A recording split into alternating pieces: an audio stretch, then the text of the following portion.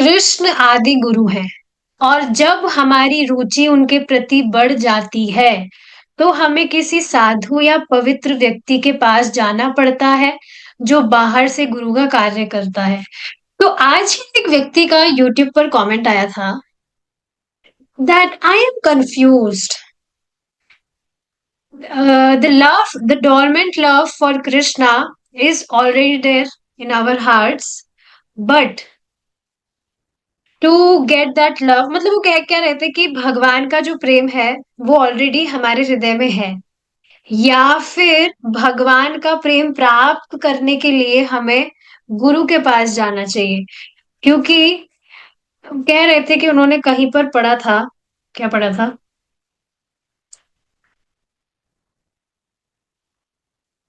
गुरु कृष्ण कृपा पाए भक्ति लदा लता बीच। तो गुरु जी जो गुरु महाराज है उनसे भगवान का प्रेम प्राप्त होता है, या भगवान का जो प्रेम है वो हमेशा से ही हमारे हृदय में विद्यमान है। तो इस बात के लेकर उनको कंफ्यूज हो रहा था। तो देखिए, भगवान का प्रेम तो हृदय में हमेशा से ही है, पर वह डोरमेंट है। डोरमेंट का मतलब क्या है? It is not active. हमारी वास्तव में स्थिति क्या होनी चाहिए? एक कृष्ण नाम सुनकर हमें तुरंत एक्सटेसी में चले जाना चाहिए। बिल्कुल अनुसंधान ही नहीं कि बाहर क्या हो रहा है क्या नहीं, परम सुख की अनुभूति हो। ये वास्तव में हमारी स्थिति होनी चाहिए। पर भौतिक आवरण के कारण, हमारी दूषित चेतना के कारण हम वह अनुभव नहीं कर पा रहे। तो गुरु महाराज की आज्ञा का पालन, गुरु महाराज की कृपा से ही हम उस सुप्त प्रेम को जागृत कर सकते हैं। और गुरु महाराज की कृपा क्या है?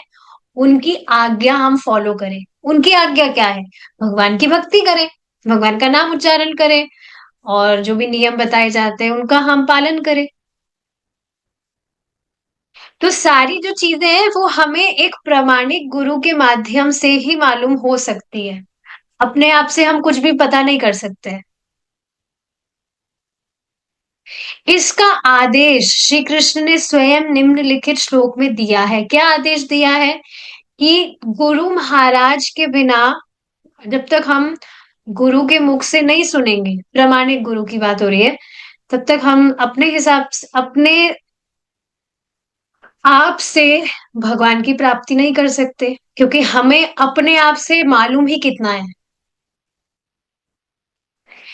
तो जैसे वो जो रीडिंग वाला मैंने कल आपसे शेयर किया था, so I read the book with him, वो जो भी व्यक्ति थे, तो वो क्या कर रहे थे, बुक वो पढ़ रहे थे। मतलब we decided that we will read 5 pages and then we will share our learnings, की पढ़ने के बाद क्या समझ आया। तो जो भी बुक थी, जन्म मृत्यु से परे बुक है, तो उसमें जो जो चीज उनको समझ आ रही थी वो उन्होंने बताया। जो उनको समझ नहीं आ रही थी वो उसको स्किप कर रहे थे। तो उसमें भगवान बौद्ध और शंकराचार्य के विषय में प्रभुपाद जी ने बताया है कि वो कैसी उल्टी व्याख्याएं करते हैं। उनको कुछ समझ ही नहीं आ रहा था वो। तो यही चीज है कि हमें अपने आप से कुछ समझ आता ही कितना है, कितना ही पता है हमें। तो जब तक हम परंपरा में नहीं सुनेंगे, प्रामाणिक भक्तों से नहीं सुनेंगे, प्रामाणिक गुरु महाराज से नहीं सुनेंगे, तब तक हम अपने आप से नहीं समझ सकते हैं।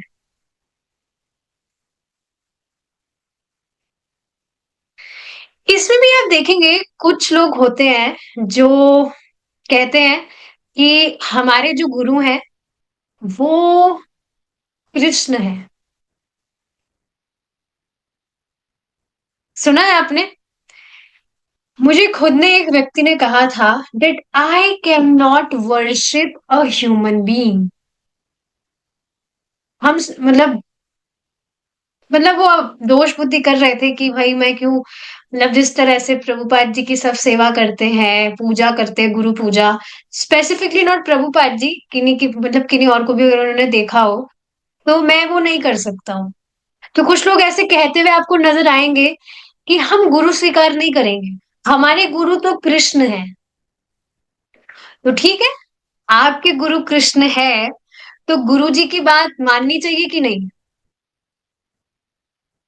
बताइए रुक्मिणी माता जी। जो गुरु महाराज हैं, आप कह रहे हैं कि कृष्ण हमारे गुरु हैं, मेरे गुरु हैं, तो गुरु महाराज की बात माननी चाहिए कि नहीं? गुरु का मतलब ही है कि बात मानी जाए। गुरु बनाया ही इसलिए जाता है कि उनके जो भी इंस्ट्रक्शंस है, वो जो भी बता रहे हैं, उसको हम पालन करें। तो गुरु जी क्या कह रहे हैं? भगवान कृष्ण, तद्विद्धि प्रणिपातेन परिप्रश्नेन सेवया उपदेक्ष्यन्ति ते ज्ञानम् ज्ञानिनस्तत्त्वदर्शिनः।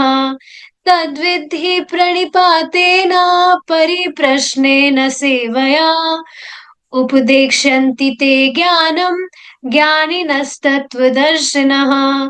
तद्विद्धि प्रणिपातेन परिप्रश्नेन सेवया उपदेक्ष्यन्ति ते ज्ञानम् ज्ञानिनस्तत्त्वदर्शिनः। तो देखिए, तद विधि, तद मतलब उस विधि, उस ज्ञान को जानो। उस विधि को जानो, विधि मतलब ज्ञान को जानो। देखिए, इस श्लोक में बताया जा रहा है कि एक प्रामाणिक गुरु को 3 उपहार देने होते हैं। क्या है? प्रणिपातेना। प्रणिपात मतलब प्रणाम करना। तो सबसे पहले रूल भी यही है, सबसे पहले गुरु महाराज को प्रणाम किया जाना चाहिए। वेनेवर यू विजिट टेम्पल, तो सबसे पहले प्रभुपाद जी को प्रणाम करना चाहिए। इसमें आप देखेंगे एक दोहा भी है, अगर आपने स्कूल टाइम में पढ़ा हो। उसको मैं कोट तो नहीं कर सकती, पर उसका अर्थ मुझे याद है। आपने सुना ही होगा कि मैं किन के पैर लगूं, सबसे पहले मैं किन को प्रणाम करूं? जो गुरु है उनको प्रणाम करूं या फिर भगवान को? तो जो गुरु है उनके माध्यम से ही, उनके कारण, उनके माध्यम से ही तो पता चला कि भगवान है। क्या ये बात आप समझ पा रहे हैं? ठीक है, हमें पता था कि भगवान है, पर भगवान कृष्ण है। अगर हम प्रभुपाद जी से सुनते ही नहीं, प्रभुपाद जी से सुनने का मतलब उनके ग्रंथ, अगर हम उनके ग्रंथों से हमें मालूम ही नहीं, हम पढ़ते ही नहीं, हमें मालूम ही नहीं चलता, तो कैसे पता चलता कि कृष्ण भगवान है? जिस तरह से प्रभुपाद जी एकदम स्पष्ट से स्ट्रेट फॉरवर्डली बता रहे हैं, ये देखिए बिल्कुल भी सामान्य बात नहीं है। वो जिन व्यक्ति के विषय में मैं आपको बता रही थी, उन्होंने कृष्ण की और पुस्तक अपने आप से पूरी कंप्लीट कर ली। तो मैंने उनसे पूछा कि भाई क्या समझ आया? प्रभु जी भी ये बता रहे थे कि आप, मतलब प्रीचिंग करने का एक ये भी तरीका है कि आप किसी व्यक्ति को प्रभुपाद जी की छोटी पुस्तकें दे सकते हैं। भगवत गीता तो लोगों के लिए थोड़ा हैवी हो जाता है, मतलब उनको बहुत मोटी भी लगती है, वो थिक भी लगती है, और थोड़ा उनके लिए मुश्किल होता है समझना। लेकिन जो छोटी पुस्तकें हैं, उसमें प्रभुपाद जी ने बहुत सिंपल लैंग्वेज में चीजें समझाई हुई है, एकदम स्पष्ट, सीधे सीधे। तो मैंने उनसे पूछा कि क्या आपको समझ आया? तो उन्होंने स्पष्ट बताया कि इस बुक से मुझे पता लगा, बाकी सारी चीजें बताई कि कैसे हम खुशी ढूंढ रहे हैं, खुशी कैसे प्राप्त कर सकते हैं, क्या हमें करना चाहिए, हरे कृष्णा करना चाहिए। और एक बहुत सुंदर बात उन्होंने क्या बताई कि इस बुक से मुझे पता लगा that supreme controller is Krishna. तो आप देख रहे हैं, प्रभुपाद जी की वजह से ही तो हमें मालूम चला। तो ये दोहा जो है एकदम स्पष्ट है कि किसको मैं पहले प्रणाम करूं। तो जो गुरु महाराज है, उनके कारण, उनके वजह से ही मालूम चला कि कृष्ण भगवान है। तो सबसे पहले ये रूल भी है, गुरु महाराज को प्रणाम किया जाना चाहिए। Guru Maharaj is, we should see, Guru Maharaj is as good as God. ये बात समझना चाहिए, गुरु महाराज भगवान नहीं है, लेकिन उनका जो सम्मान है वो भगवान की तरह ही किया जाना चाहिए, because he is as good as God. He is a bona fide representative of God. तो हाँ, प्रणिपात मतलब प्रणाम करना, मतलब हाँ। परिप्रश्ने, परिप्रश्नेन, इसका मतलब क्या हुआ? आदर की भावना से। अच्छा देखिए, पहले प्रणाम पर ही हम डिस्कस करते हैं। प्रभु जी भी बता रहे थे, श्रीमद् भागवतम की क्लास में भी आया था ये श्लोक, अगर आपने ध्यान दिया हो तो। उसमें बताया था कि जो प्रणाम है वो भी आदर की भावना से होना चाहिए। प्रॉपर एटिकेट क्या है प्रणाम करने का? कि जो प्रणाम है वो दोनों हाथों से किया जाता है। दोनों हाथ नीचे रखकर, अपने फोरहेड के पास में अगर पांचांग प्रणाम कर रहे हैं तो प्रभु जी इसके लिए दंडवत प्रणाम। लेकिन आप देखेंगे कई बार जो भक्त है वो एक हाथ से प्रणाम करते हैं, और ये वास्तव में अपराध है, एक हाथ से प्रणाम करना। काफी सारी चीजें हम अनजाने में करते हैं और करते ही रहते हैं, हमें मालूम भी नहीं होता है कि ये क्या हम ठीक कर भी रहे हैं क्या। We are not even conscious. या प्रभु जी बता रहे थे कि कई बार मोबाइल पर बात करते करते प्रणाम करते हैं, कि हाँ यहाँ पर बात भी हो रही है और यहाँ पे प्रणाम भी कर रहे हैं एक हाथ से। आप बताइए, श्रीमद् भागवतम में हम श्रवण कर रहे हैं, तो शौनक आदि ऋषि क्या इस तरह से प्रणाम कर रहे थे? यहाँ प्रणाम कर रहे हैं और उनको एक तरफ टेंशन भी हो रही है, अरे वहां पर वो जो यज्ञ वगैरह किया था, वहां पर अच्छे से आहुति दी गई थी कि नहीं? एकदम निश्चित रूप से प्रणाम करके आदर बुद्धि से सुनने के लिए वे आए थे। तो ये इंपॉर्टेंट चीज है कि प्रणाम एक हाथ से करना अपराध है। ठीक है, परिप्रश्नेन। अब परिप्रश्नेन का अर्थ क्या है? प्रश्न करना, लेकिन फालतू के प्रश्न ना करना, आध्यात्मिक प्रश्न करना, और जो टॉपिक चल रहा है उससे रिलेटेड। मुझे इस पर अभी तक याद है, आध्यात्मिक का मतलब भी ये नहीं कि आप कुछ अभी डिस्कशन कुछ और चल रहा है श्रीमद् भागवतम का, और आप कहीं कुछ दूसरा कुछ टॉपिक का आप प्रश्न करने लग गए। तो मुझे अभी तक याद है, in my initial days of Krishna consciousness, प्रभु जी नेक्टर ऑफ इंस्ट्रक्शन पढ़ा रहे थे। तो उसमें प्रभु जी पढ़ा रहे अत्याहार वगैरह, कि ज्यादा मतलब नियमित जीवन जीना चाहिए, अत्याहार नहीं करना चाहिए, प्रजल्प नहीं करना चाहिए, ये सारी चीजें। और मैंने क्या क्वेश्चन किया कि प्रभु जी, मतलब चैट के थ्रू, बोलना तो अलाउ है भी नहीं, कि प्रभु जी सतयुग में नहीं, त्रेता युग में भगवान श्री राम आते हैं, द्वापर युग में भगवान कृष्ण आते हैं, और कलयुग में चैतन्य महाप्रभु आते हैं। ये सतयुग में कौन कौन आते हैं, भगवान कौन से रूप में आते हैं? तो ये बिल्कुल आप बताइए, नेक्टर ऑफ इंस्ट्रक्शन के टॉपिक से बिल्कुल अलग है। पर ये क्वेश्चन मेरे माइंड में था, इस वजह से मैंने पूछ लिया। तो उस समय में नहीं थी तो प्रभु जी ने ज्यादा कुछ बोला नहीं था, डांटा नहीं था, पर फिर भी उसका आंसर नहीं दिया। प्रभु जी ने कहा कि अच्छी बात है आपने भगवान का नाम लिया, लेकिन जो टॉपिक चल रहा है उससे रिलेटेड आप क्वेश्चन करिए। तो ये चीज देखनी चाहिए कि जो टॉपिक चल रहा है उससे रिलेटेड हमें क्वेश्चन करना चाहिए, और फालतू के क्वेश्चन तो बिल्कुल ही नहीं करने चाहिए जिसका शास्त्रों से, आध्यात्मिकता से कुछ रिलेशन ही नहीं है। इस पर प्रभु जी बता रहे थे कि एक बार महाराज क्लास कर रहे थे, तो क्लास कंप्लीट होने के बाद में महाराज ने पूछा कि भाई किसी का क्वेश्चन हो तो पूछ सकते हैं। तो एक माता जी थी, वो पूछते कि हाँ महाराज जी मेरा एक क्वेश्चन है। क्या क्वेश्चन है? कि कुछ दिन पहले मैं आई थी तो मंदिर में मेरा पर्स चोरी हो गया, तो मैं अब उसका मैं क्या करूं? अब आप बताइए, क्या ये कुछ क्वेश्चन हुआ महाराज जी से करने का? तो महाराज जी ने कहा कि पर्स आपका चोरी हो गया तो उसमें मैं क्या करूं? तो ऐसे फालतू के प्रश्न नहीं करने चाहिए। इन सब का भगवान की कथा से क्या संबंध हुआ? तो ऐसा होता है कि लोग बिल्कुल कॉन्शियस नहीं होते कि क्या कब कैसे क्या क्वेश्चन करना चाहिए। प्रश्न का अर्थ होता है, वास्तविक जो प्रश्न का अर्थ है वो क्या होता है कि हम आध्यात्मिकता में कैसे प्रगति करें। जो भी हम क्वेश्चन कर रहे हैं, will it help me to progress in my spiritual life.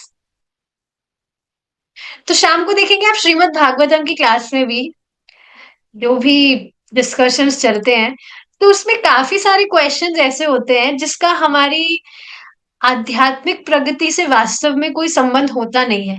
हम बस क्यूरियोसिटी के कारण प्रश्न करते हैं। हम मतलब मैं मेरी बात कर रही हूँ, मुझसे काफी बार ऐसी गलती हो जाती है।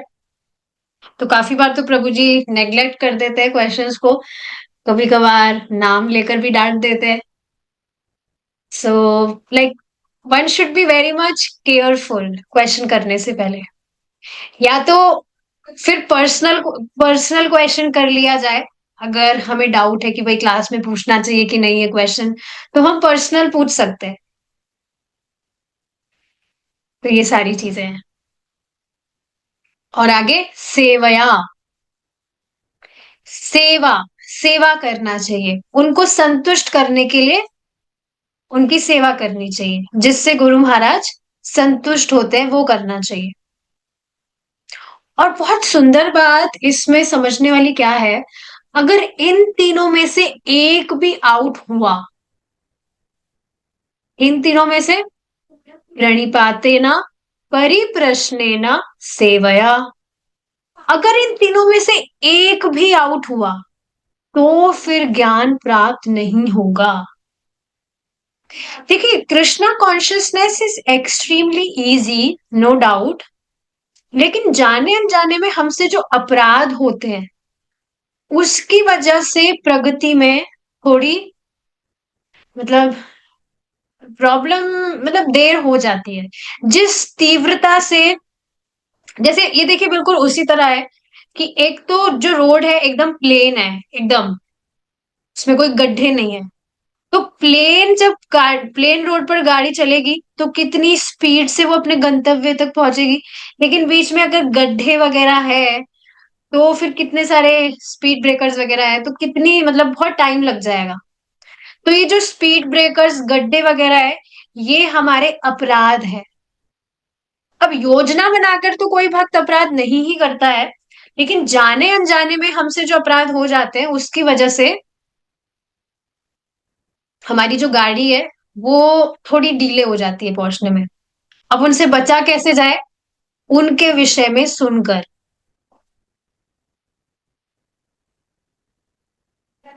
तो क्या आप ये बात समझ रहे हैं, जब यहाँ पर ये बात कही जा रही है कि इन तीनों में से कुछ भी अगर आउट हुआ तो ज्ञान नहीं होगा, तो ये तीनों चीजें इंपॉर्टेंट है। अब आप समझ रहे हैं कि हम अगर फर्जी का भी कुछ क्वेश्चन करते हैं, कथा भगवान की चल रही है लेकिन हम कथा से आउट कुछ क्वेश्चन कर रहे हैं, तो वो वास्तव में कथा के प्रति भी अपराध है। क्योंकि देखिए, भगवान की जो कथा है वो वास्तव में कोई मजाक की चीजें नहीं है। भगवान का गुण हम श्रवण कर रहे हैं, लीलाएं हम श्रवण कर रहे हैं। तो बहुत ही गंभीरता से एक तो सुनना चाहिए, और हंसी मजाक नहीं करनी चाहिए कि कुछ भी हम फालतू के प्रश्न कर रहे हैं।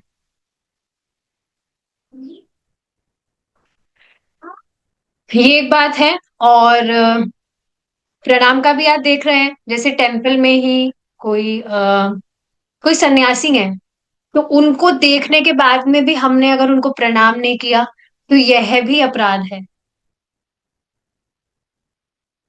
चाहे से जरूरी नहीं कि हम उनके सामने जाकर लेट जाएं कि भाई गुरु महाराज देखेंगे तो ही हम उनको, उनके सामने हमें प्रणाम करना है।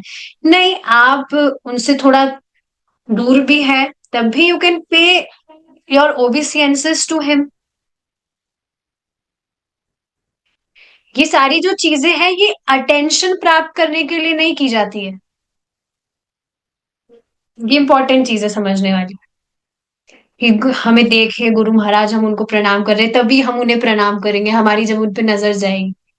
अटेंशन प्राप्त करने के लिए सारी चीजें नहीं की जाती है। तो ये चीज है। कि अगर इसमें से कुछ भी आउट हुआ तो फिर ज्ञान प्राप्त नहीं होगा। और ये बोल कौन रहे हैं? स्वयं भगवान। ठीक है, आगे देखिए।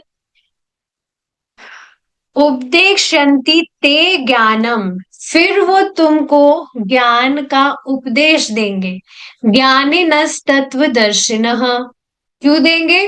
क्योंकि वे अ, तत्वदर्शी है, भगवान के तत्व को जानने वाले हैं। अब आप देख रहे हैं ना, प्रामाणिक गुरु से सुनना कितना इंपॉर्टेंट है। कोई गुरु घंटाल है, वो भगवान को तत्व से नहीं समझता है, वो जानता ही नहीं कि कृष्ण भगवान है। लेकिन एक जो प्रामाणिक गुरु है, he is bonafide representative of Krishna. और वो भगवान, और वे तत्वदर्शी है, स्वयं भगवान यहाँ कह रहे हैं भगवान को तत्व से जानने वाले हैं, तो उनसे ज्ञान का उपदेश लेना चाहिए। तो बस ये चीज, बस ये तीन चीज नोट करिएगा गुरु महाराज से रिलेटेड। इसमें भी मुझे एक बात कहनी है कि हमें देखिए ट्राई करना चाहिए, अगर हमारी बॉडी में कुछ प्रॉब्लम नहीं है, कि हम अच्छे से प्रणाम करें। सिर्फ ये नहीं कि जैसे दर्शन, मैंने काफी बार देखा है दर्शन वगैरह खुलते हैं तो कई भक्त सिर्फ बस ऐसे ऐसे गर्दन झुका लेंगे, हाँ प्रणाम, गुरु जी प्रणाम, या भगवान को भी इसी तरह से प्रणाम करते हैं। और कई भक्त तो इतने मतलब भजन में इतने लीन लीन ही हो गए हैं कि भाई सामने अगर दर्शन खुल भी रहा है तब भी वे प्रणाम नहीं करते। अगर भगवान का दर्शन सामने खुला है और आप प्रणाम नहीं कर रहे, ये वास्तव में बहुत बड़ा अपराध है भगवान के प्रति। अब आप समझ रहे हैं ना, ये छोटी छोटी जो चीजें हैं जिनको हम नेग्लेक्ट कर देते हैं, यही स्पीड ब्रेकर्स है हमारी जर्नी में। So we should never neglect. आप सोचिए ना, भगवान को प्रणाम करने का कितना बड़ा लाभ है। कोई भी व्यक्ति भगवान को एक बार भी प्रणाम करता है तो उसका जो बॉडी है वो तुरंत स्पिरिचुअल हो जाता है। जो भी व्यक्ति भगवान को प्रणाम करके, लाइक प्रॉपर प्रणाम करके उठता है, तो उसके जो भी पाप है वो वहीं नीचे झड़कर रह जाते हैं। पाप या पाप करने की जो प्रवृत्तियां हैं, अनादिकाल से इतना मेहनत कर करके हमने इकट्ठा किया है, वो सब नीचे ही झड़ के रह जाती है। जब तुरंत उठ, भगवान को प्रणाम करके जब वो उठता है तो वो नीचे ही झड़ जाती है सारी उसकी चीजें। तो सोचिए, जब लाभ इतना है, और आप सोचिए ना, व्यक्ति एक्सरसाइज करने के लिए कितनी योगा वर्कशॉप और जिम वगैरह ज्वाइन करता है, तो वहां पर तो कितनी वो वेट लिफ्टिंग वगैरह करता है, कितना हार्डवर्क करता है। तो परम पूज्य राधा गोविंद महाराज जी बता रहे थे कि ये जो भौतिक शरीर है, ये हमें बिल्कुल भी सुख देने वाला नहीं है, तो इसको जरूर भगवान के सामने झुकाना चाहिए। झुको तुम, भगवान के सामने झुको। और ये स्वास्थ्य के लिए भी बहुत अच्छा है। आप नीचे मतलब भगवान को प्रणाम करके उठ रहे हैं, तो स्पिरिचुअली तो आपका हो ही रहा है, और मटेरियली भी जो बॉडी है वो, उसको मतलब लाभ ही हो रहा है। It is like an exercise. तो ये सारी चीजें हैं।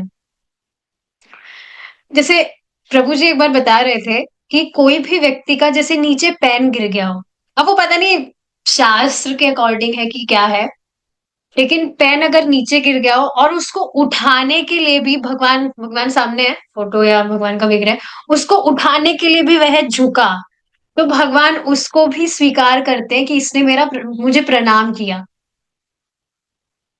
तो वो जो विदेश में भक्त है, मतलब he has also started paying his obeisances to Krishna. तो मैं उनको यही कह रही थी कि आप अपना जो भी एक्सरसाइज वगैरह करते हैं, पुशअप्स वगैरह, तो वो आप भगवान के फोटो के सामने कर सकते हैं।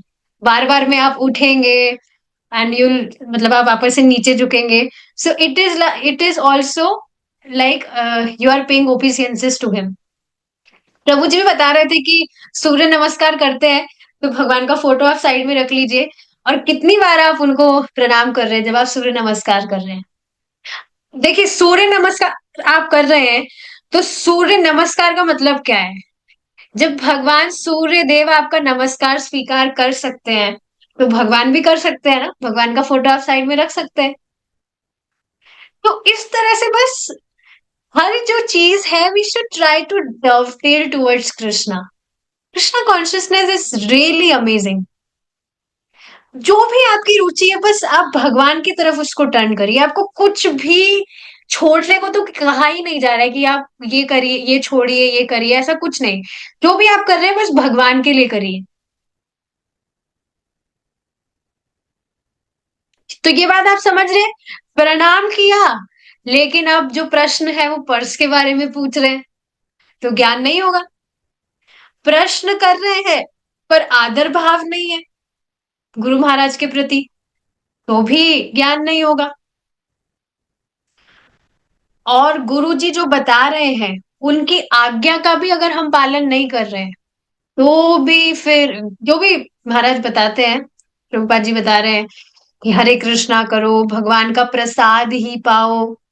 लेकिन अगर व्यक्ति ये सब नहीं करेगा, तो फिर उसको कहाँ से ज्ञान होगा?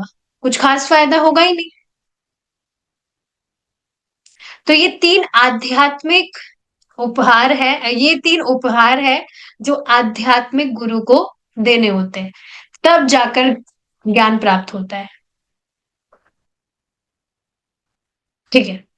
आध्यात्मिक गुरु के पास पहुंचकर सत्य सीखने का प्रयत्न करो, उनसे नम्रता पूर्वक जिज्ञासा करो, और उसकी से और उनकी सेवा करो। स्वरूप सिद्ध गुरु तुम्हें ज्ञान प्रदान कर सकते हैं, क्योंकि उन्होंने सत्य को देखा है। तो सेम चीज कल मैं उन व्यक्ति को बता रही थी कि ये जो आप बुक्स पढ़ रहे हैं, these are not ordinary books, these are transcendental books. और इनको टच करने मात्र से भी हमारा प्यूरिफिकेशन हो रहा है। देखिए, शुरू से ही आप जब इस तरह से महिमा बताते हैं भक्ति की, तब जाकर, क्योंकि पहले तो ये सारी चीजें कभी व्यक्ति सुना ही नहीं ना, कि इतना अमेजिंग प्रोसेस भी होता है क्या, कि हम इतना मतलब कुछ भी इजी सा भी कर रहे हैं, लेकिन लाभ हमें इतना सीमित मिल रहा है।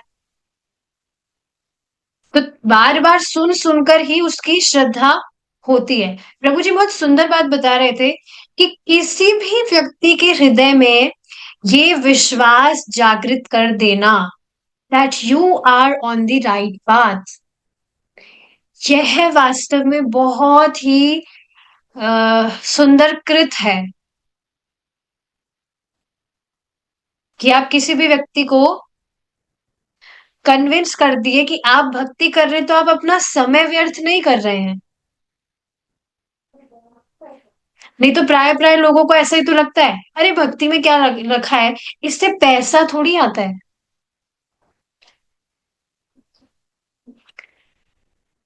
लोगों की ऐसी जड़ बुद्धि होती है, नहीं समझते वो।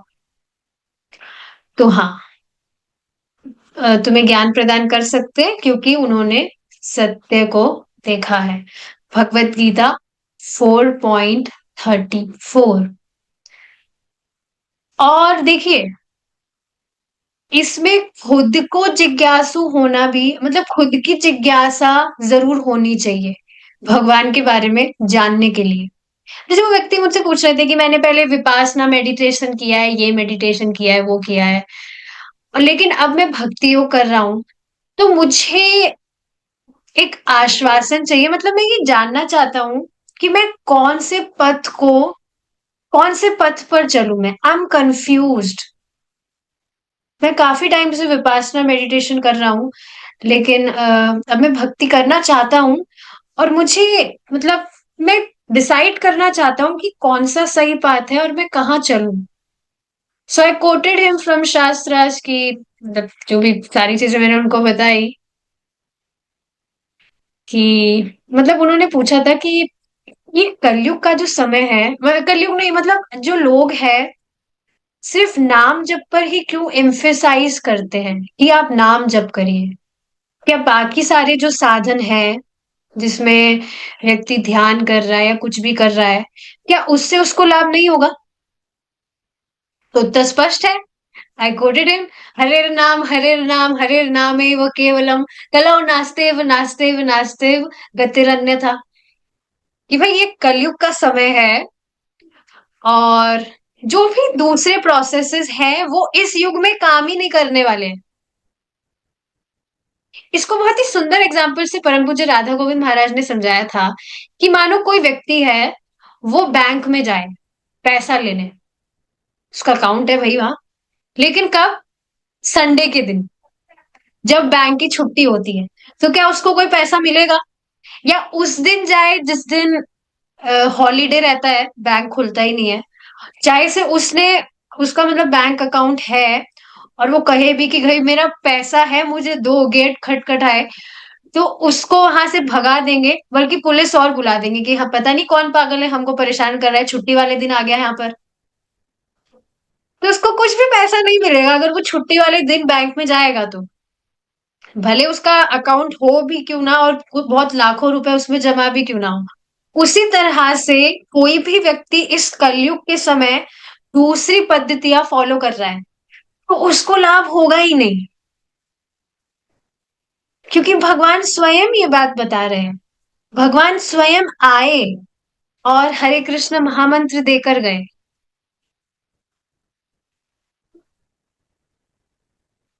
ताकि जीवों का उद्धार हो। इसी से रिलेटेड देखिए, अभी चैतन्य चरितमृत की क्लास भक्त सुन रहे हैं, जिसमें बहुत ही सुंदर बात प्रभु जी बता रहे थे कि आप देखेंगे भगवान कृष्ण का जो प्रेम है,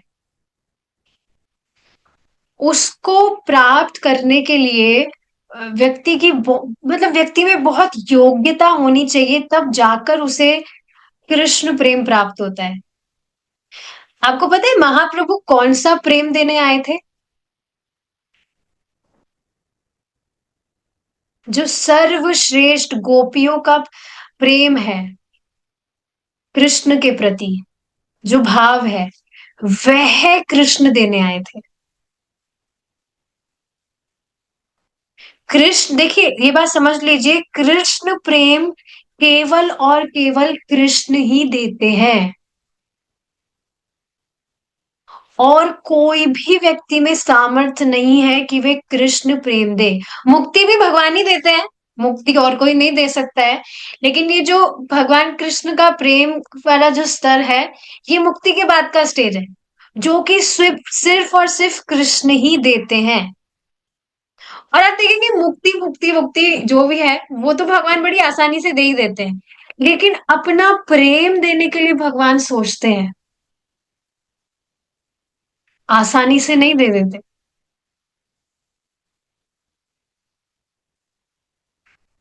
इसी पर महाराज बता रहे थे कि जो भक्त है वो जब तक अच्छे से मज के भजन ना करे, खूब रो ना ले, भगवान खूब मतलब अच्छे से भजन कराते हैं, अच्छे से रो ना ले, पूरा उसका मतलब बहुत अच्छे से भजन ना कर ले, तब तक भगवान अपना प्रेम नहीं देते। मतलब ये बात आप समझ रहे हैं, ऐसा नहीं कि जो भक्त हैं उनको कुछ कष्ट वगैरह होता है भगवान का भजन करने में, कितना आनंद तो है, पर भगवान बस भगवान आसानी से नहीं देते। मतलब ये बात समझनी चाहिए that Krishna love for Krishna, Krishna's love is not a cheap thing.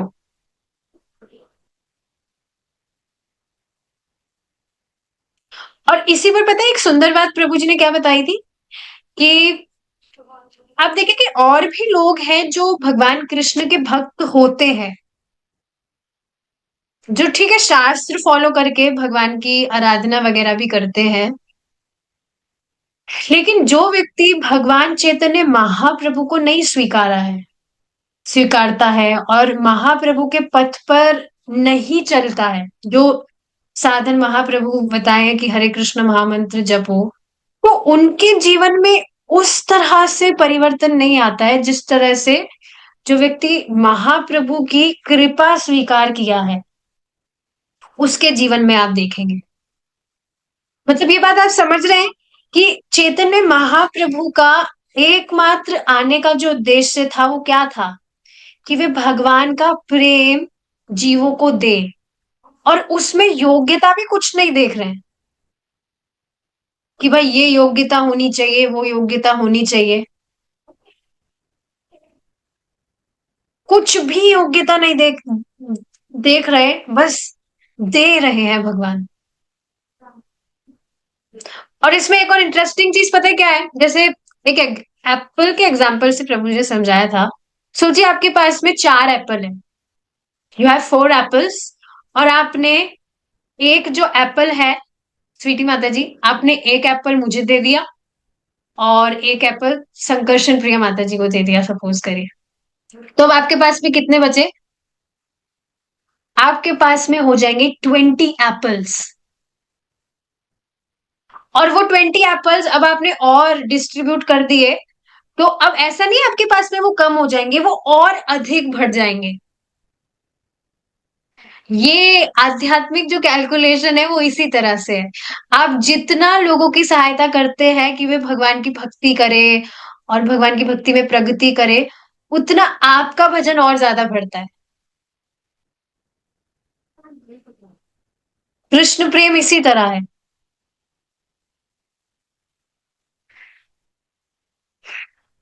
तो ये सारी चीजें हैं। ये बहुत सुंदर बात थी कि कृष्ण प्रेम केवल कृष्ण ही दे सकते हैं। ठीक है। अब टाइम तो हो गया है हमारा।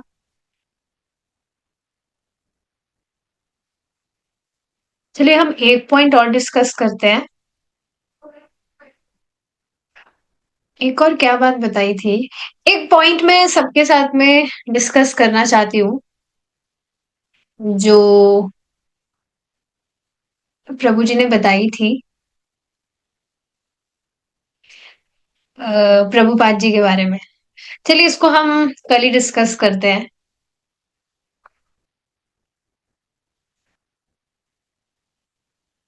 चलिए ठीक है, डिस्कस कर ही लेते हैं प्रभुपाद जी के विषय में।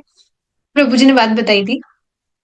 अगर हम प्रभुपाद जी की बात करें, तो आप देखिए कि बाकी सभी जो आचार्य गण हैं, उनके विषय में तो हम जानते हैं कि वे कौन सी, मतलब उनका भगवान कृष्ण लीला में उनका स्वरूप क्या है। Is it not?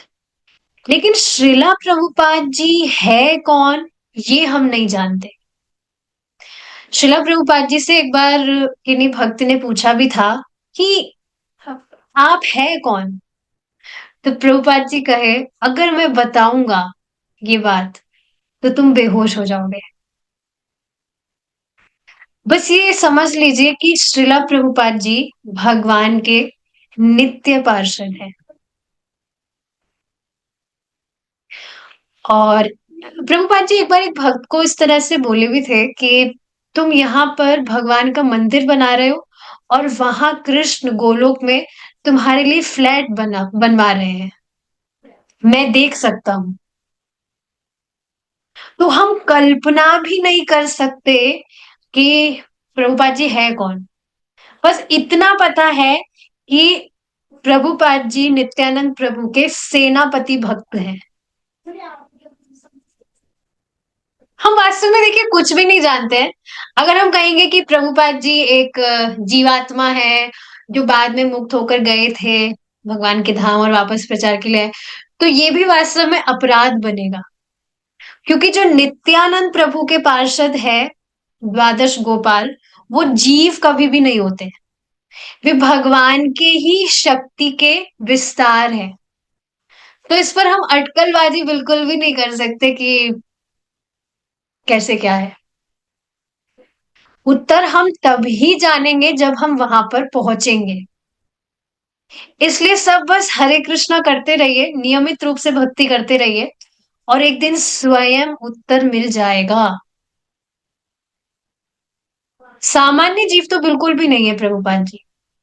सत्य सत्यावेश अवतार भगवान के हम बोल सकते हैं। अब देखेंगे नित्यानंद प्रभु ने स्वयं ये कहा था कि मेरा सेनापति भक्त आएगा और पूरे विश्व भर में कृष्ण भावनामृत का प्रचार करेगा।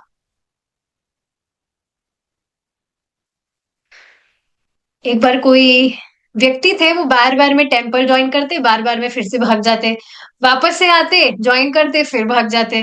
लेकिन प्रभुपाद जी कभी भी उनको रिजेक्ट नहीं किए थे। तो प्रभुपाद जी से पूछा गया कि आप इतने कृपालु कैसे हैं, कहाँ से आ रही है ये कृपा? तो प्रभुपाद जी ने कहा था, नित्यानंद प्रभु से। तो देखिए, ये सब हम जब वहां पहुंचेंगे तभी हम जान पाएंगे। देखिए, जब मैंने ये बात सुनी थी तो I was feeling very amazing. क्या सोचिए ना, हम किनके मार्गदर्शन में हैं, हम इसकी कल्पना भी नहीं कर सकते।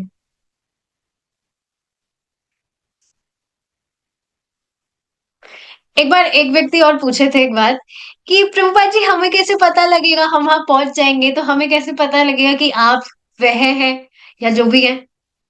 तो प्रभुपाद जी बोले कि कोई दिक्कत नहीं है, सब समझ आ जाएगा, everything will be all right. तो देख लेना चाहिए कि हम किन के मार्गदर्शन पर हैं।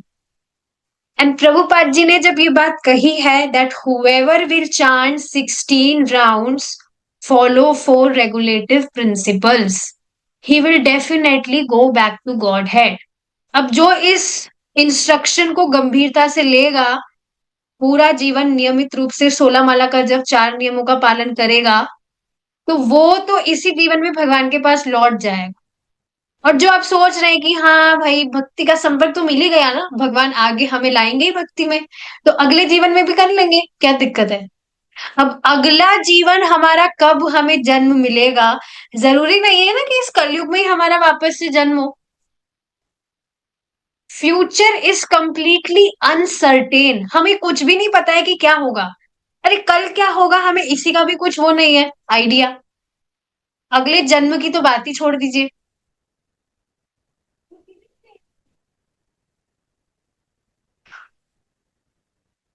तो देखिए, बस ये बात समझनी चाहिए कि हमें मौका मिला है तो हमें बस लग जाना चाहिए।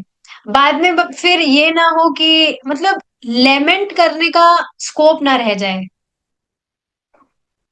कि अरे पूरा टाइम ऐसे निकल गया, 16 माला तक भी हम नहीं पहुंच पाए, 16 माला भी हम नहीं कर पाए, या 4 नियम भी बस भंग करते रहे। That can be anything. कि अनियन गार्लिक तो तामसिक होता है ना, वो तो नॉनवेज नहीं होता है।